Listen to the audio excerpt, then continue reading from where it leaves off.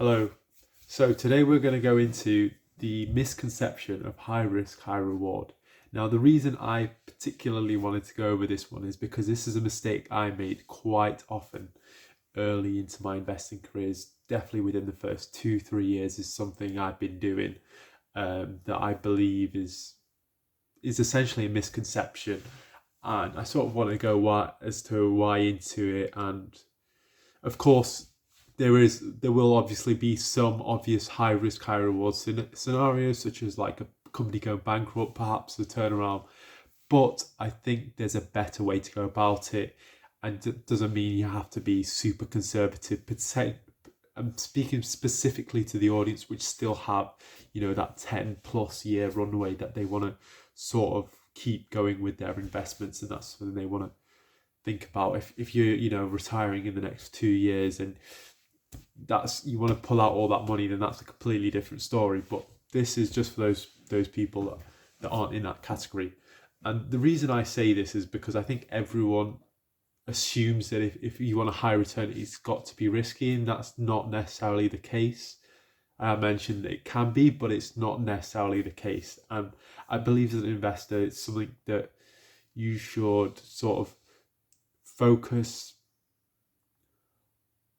on the opportunities which are high risk, low reward, which I know sounds quite obvious. You're like, all right, great, let me just, click off this video or this podcast. It's not of any value.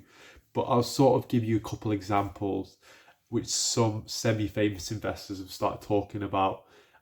I think the framework, for example, of a P ratio of 1 is an extremely good framework. So, for example, if you have a business, or a hidden P ratio of 1, if you have a business where it's trading at a P ratio of 2 times earnings, you know that this year's earnings are pretty much in the bag. Let's say you're halfway through the year, the company's delivered on their results. You don't see a reason for that changing. That's in the bag.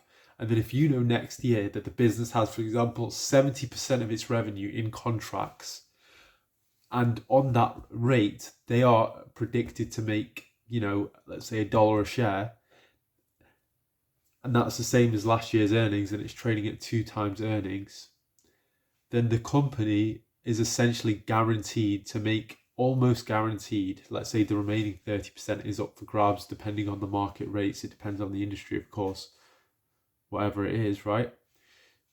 You're almost guaranteed the fact that the company will make its entire market cap back in only 2 years. Therefore, that money is now sitting on the balance sheet, assuming the balance sheet is clean, there's nothing there with it, that, let's say assets and liabilities on average cancel each other out, or that, there's no issues there, then you are in a very comfortable position, because as a result, the market cap is equivalent to the net assets held, so the assets minus the liabilities. Now, this is important for multiple reasons, because intrinsically that's the value of the company. So there's only so far it can be ignored, the intrinsic value. And what I mean by this is, even if it's ignored for 1 or 2 years, there's only so far it can continue happening. And I'll explain why. And in fact, if it is ignored, it can be better for the investors. And to be honest, I've never come across it being ignored, but if it was, I'll go into it, and here's why.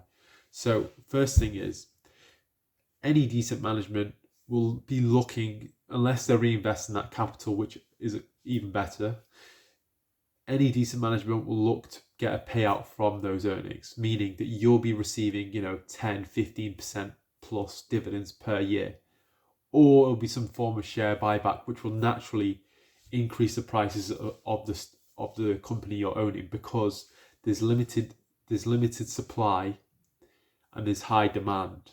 So the amount of shares outstanding will gradually reduce, and this could be, I've seen share buybacks as high as 10-15% as well, meaning that, if the company just did that, essentially within 2-3 years, it will cannibalize 50% of its shares. Assuming all else stays equal, then it's easy for the company to double up in market cap essentially from there. So that's dividends, and that's share buybacks. You can get compensated through that way, and management will often sort of discuss what they plan to do with the excess capital as well. It might be a mix. I've seen it where it's a mix between reinvesting dividends or some sort of form of share buyback, particularly if they recognise it's cheaply priced.